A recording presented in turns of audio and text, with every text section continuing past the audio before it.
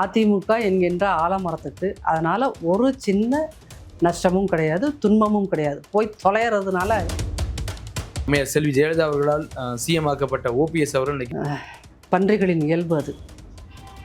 அவ்வளோதான். நான் செத்தாவோட அதிமுக கொடியில தான் என் சவம் போகணும்லாம் சொன்னார் மேடம்.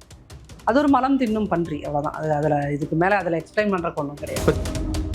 இப்போ ஓபிஎஸ் திமுக போக போனால் அதிமுகவுக்கு ஏதாவது அடி ஏற்படுமா? ஒரு ஒரு ஒரு ஒரு என்ன சொல்கிறது, ஒரு வெங்காயமும் நடக்காது, அவ்வளோதான். கட்சியை கண்ட்ரோல் பண்ணுறதுலையும் மாவட்ட செயலாளர்களை தன்னுடைய விஷயங்களை சரியாக செய்ய வைக்கிறதுலையும் அவர் ஒரு கிங் மேக்கர். புதிய சிந்தனை நேயர்களுக்கு வணக்கம். இன்றைய சிறப்பு நேர்காணலில் நம்முடன் சிறப்பு விருந்தினர் அதிமுக ஐடிவி நிர்வாகி திரு நாச்சியார் சுகந்தி அவர்கள். மேம், எப்படி இருக்கீங்க? நல்லா இருக்கேன். இதில் துரோகிகள் கூட இருந்தே துரோகம்னா சொல்றீங்க. அதில் ஒரு ஆள் முக்கியமாக அம்மையார் செல்வி ஜெயலலிதா அவர்களால் சிஎம் ஆக்கப்பட்ட ஓபிஎஸ் அவர்கள் இன்னைக்கு திமுக பக்கம் சாயிரதா இன்னைக்கு ஒரு பேச்சு அறியப்படுது. எப்படி மேடம் பார்க்குறீங்க? சார், இது சொன்னால் இந்த பதில் நான் சொன்னால் உங்களுக்கு ஹார்ஷாக தெரியும். பன்றிகளின் இயல்பு அது. அவ்வளோதான். பன்றியை நீங்கள் பசு மாதிரி புல்லுத்திங்க வைக்க வேணும். பன்றி மலத்தை தேடி தான் போகும். அது அதோட இயல்பு. அதை நம்ம ஒன்றும் பண்ண முடியாது. இல்லை நான் செத்தாவோட அதிமுக கொடியில தான் என் சவம் போகணும்லாம் சொன்னார் மேடம். அதுக்கு பல காரணங்கள் இருக்குது. இன்றைக்கி அவரோட ஒரு பல ஆயிரம் கோடி சொத்துகள் பல்வேறு இடங்களில் இன்வெஸ்ட்மெண்ட்லாம் மாற்றிட்டு நிற்கிது. அதை மீட்பதற்காக அவர் பசுவாக இருந்தவர் பன்றியாக கூட மாறி இருக்கலாம். ஒன்றும் சொல்ல முடியாது. பசு போல் பொறுத்த புலி ஆகிட்டாரு அப்படி மேடம். புலியெல்லாம் கிடையாது. ஐய, புலிக்குன்னு ஒரு குவாலிட்டி இருக்கும்ல, குணங்கள் இருக்கும்ல, அந்த மாதிரி குவாலிட்டிஸ்லாம் அவர் புலியெல்லாம் கிடையாது. அதான் சொல்லிட்டேனே, அது ஒரு மலம் தின்னும் பன்றி, அவ்வளோதான். அது அதில் இதுக்கு மேலே அதில் எக்ஸ்பிளைன் பண்ணுறக்கு ஒன்று. திமுக முக்கிய பொறுப்பு தர போகிறாங்க அப்படிங்கிறாங்க. சார், எனக்கு தெரிஞ்ச இந்த விஷயத்த ஒரு 2.5 மாதமாக பேசிகிட்டு இருக்காங்க சார். 2.5 மாதமாக பேசுகிறாங்க. அவர் ரொம்ப அவமானப்பட்டு போக வேண்டியதான்.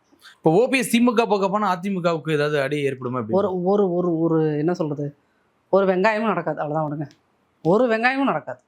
ஒரு ஒரு சின்ன அளவு கூட அதனால் நஷ்டம் கிடையாது. ஒரு நுனி அளவு கூட அதில் அதனால் நஷ்டம் கிடையாது. அதனால் அவர் இருந்தாலும் சரி, இல்லாட்டாலும் சரி, அவர் திமுக கூட போய் சேர்ந்தாலும் சரி, சேராட்டாலும் சரி, அதிமுக என்கின்ற ஆலமரத்துக்கு அதனால் ஒரு சின்ன நஷ்டமும் கிடையாது, துன்பமும் கிடையாது. போய் தொலைகிறதுனால. ஏன்னா அவர் இந்த கட்சியை விட்டு போய், எங்கள் அதிமுகங்கிற கட்சியை விட்டு போய் எத்தனையோ வருடங்களாகி விட்டது. அதனால் அவர் இல்லாமல் தானே அதிமுக இயங்கிட்டு தானே இருக்குது.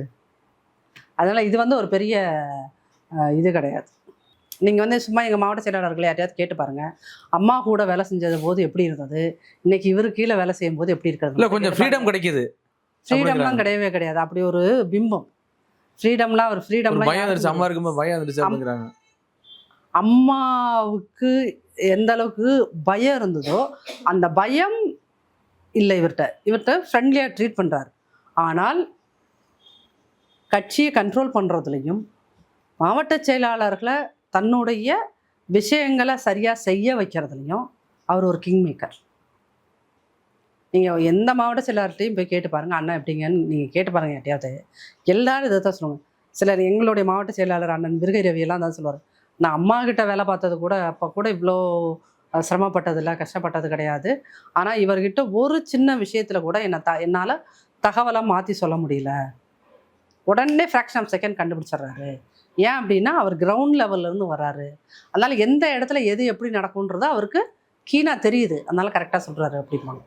அப்போது நீங்கள் ஒரு தலைவராக இங்கே உருவெடுக்கிறது, ஒரு தலைவரோட மகன்தான் தலைவராக வர முடியுன்றது கிடையாது. ஏன்னா இங்கே ஆளுமைங்கிறது இது ஒன்றும் இன்ஜெக்ஷன் கிடையாது. ஊசி போட்டோன்னு ஆளுமை திறன் வர்றது அப்படிலாம் கிடையாது. அது பை பர்த்தில் வரணும் ஃபஸ்ட்டு. ரெண்டாவது பை பர்த் அப்படின்னு சொன்னீங்கன்னா அது பிறக்கும் போதே சிலருக்கு அந்த குவாலிட்டி இருக்கும். அந்த மாதிரி இருப்பாங்க சிலர் பை ப்ராக்டிஸ். இவரெலாம் பை ப்ராக்டிஸில் வந்த ஒருத்தர். அந்த ப்ராக்டிஸ் கொடுத்த அனுபவம், அந்த எக்ஸ்பீரியன்ஸ் இருக்கு இல்லையா, அந்த எக்ஸ்பீரியன்ஸ் தான் அவரை பெரிய அளவில் இன்ன வரைக்கும் அவர் இத்தனை கேஸ் பார்த்துட்டார். சொல்லுங்கள், எத்தனை கேஸ், எவ்வளோ மென்டலாக டார்ச்சர் பண்ணீங்க. மீடியா ஒரு பக்கம் டார்ச்சர் பண்ணுச்சு, எதிர்கட்சி திமுக ஒரு பக்கம் டார்ச்சர் பண்ணுச்சு, இந்த பக்கம் கூட இருந்தவங்களே குளிபறிச்சாங்க. எல்லாத்தையும் தாண்டி வித்ஸ்டாண்ட் பண்ணி இன்னைக்கு ஒரு கட்சியோட அதிமுகங்கிற இந்தியாவின் 3வது பெரிய கட்சியோட பொதுச் செயலாளராக உட்காந்துருக்கார் பை ரெக்கார்டு. கண்டிப்பா. அப்படிங்கும்போது இது வந்து மற்றவங்களுக்கு வேணால் அது சின்ன விஷயமா இருக்கலாம், எங்களுக்கு அது ஒரு மிகப்பெரிய அரசியல் புரிந்தவர்களுக்கும் தெரிந்தவர்களுக்கும் அது ஒரு மிகப்பெரிய சாதனை. ஜென்ரலாகவே நம்ம மைண்ட் செட் எப்படி இருக்குது அப்படின்னு சொன்னிங்கன்னா, நம்மகிட்டருந்து ஒருத்தர் வராங்க, மக்கள்கிட்டருந்து ஒருத்தர் தலைவராக வராருன்னா அவங்களுக்கு ஒன்றுமே தெரியாதுங்கிற மாதிரி. ஸ்டாலின் மாதிரி உண்மையிலுமே ஒரு பணக்கார குடும்பத்தில் ஒரு முதல்வரோட பையனாக வர்றாருல, அவருக்கு ஒன்றுமே தெரியாது. ஆக்சுவலி அவருக்கு ஒன்றுமே தெரியலனாலும் அவருக்கு எல்லாம் தெரியும் பில்டப் கொடுக்குறதுக்கு இங்கே 100 மீடியா. நம்ம மைண்ட் செட்டே அப்படி தான் இருக்குது.